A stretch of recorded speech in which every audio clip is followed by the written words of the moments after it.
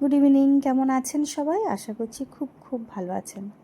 তো চলে এলাম আজ শনিবার, দুপুরে কি রান্না বান্না করব সেটারই একটা ছোট্ট ভিডিও নিয়ে। খুব ছোট একটা ভিডিও আমি শেয়ার করি। এই ভিডিওতে থাকে আমি একদম সিম্পলভাবে আমার জীবনটা কীভাবে কাটাই সেটাই আপনাদের সামনে তুলে ধরি, খুব ছোট্ট 3 মিনিট একটা ভিডিও নিয়ে।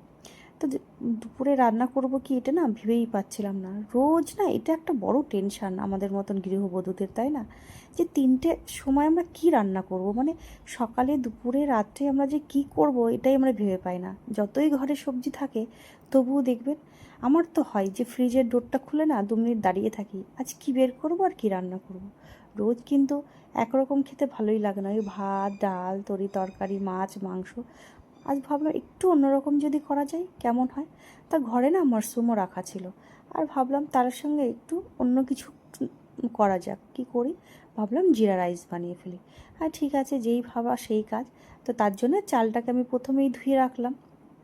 ধুয়ে রেখে আমি একদম জিরা রাইসটাকে বসিয়ে দিলাম। একদম সিম্পল যেভাবে আপনারা করেন ঠিক সেইভাবেই আমি করেছি, কোনো এক্সট্রা কিছু নেই।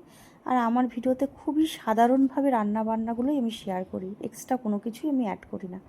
যেটা জীবনের নর্মালভাবে চলতে জীবনে যেটা লাগে ঠিক সেটাই। তো একদম তেল দিলে হয়, কিন্তু আমি এখানে তেল ইউজ করিনি, আমি একটু ঘি দিয়েছি।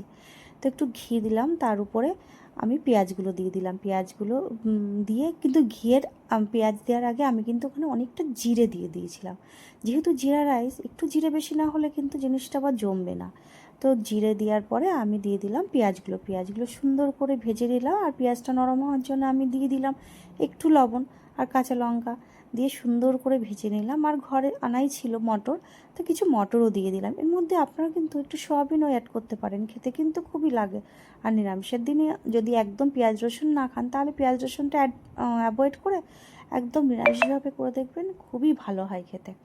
আর একটা এর সঙ্গে একটা কোনো রকম কারি মতন করলে, পনির হোক বা অন্য কিছু হলে খুবই হয়, ভালোই হয়। তো আমি এই পাঁচটাই বানিয়ে ফেললাম মাশরুমের কারি, একদম সাধারণভাবে, কিছুই না, এই আদা জিরে বাটা দিয়ে করেছিলাম একদম। তো যেহেতু একটু জিরা রাইসের সঙ্গে একটু কারি মতন না হলে ভালো লাগে না, আর ডাল অতটা ভালো লাগে না। আর যেহেতু আজকে শনিবার, মেয়েও আসবে, তো যার জন্যে একটু অন্যরকম করে রান্না বান্না চলছে। তো যে দেখুন একদম ঝরঝরে জিরা রাইসটা আমাদের হয়ে গেছে। আর এই 3 বেলা যে কী রান্না করি এটাই তো ভেবে পাই না। আপনাদেরকে এটা হয় বলুন তো? আমার তো রোজ হয়, রান্নাঘরে ঢুকলে কী করব মানে কনফিউশন থাকি প্রায় 10-5 মিনিট, তারপরে গিয়ে শুরু হয় আমাদের রান্না বান্না। বাস একদম রেডি করে ফেললাম দুপুরে। এই যে একদম নামিয়ে ফেলেছি।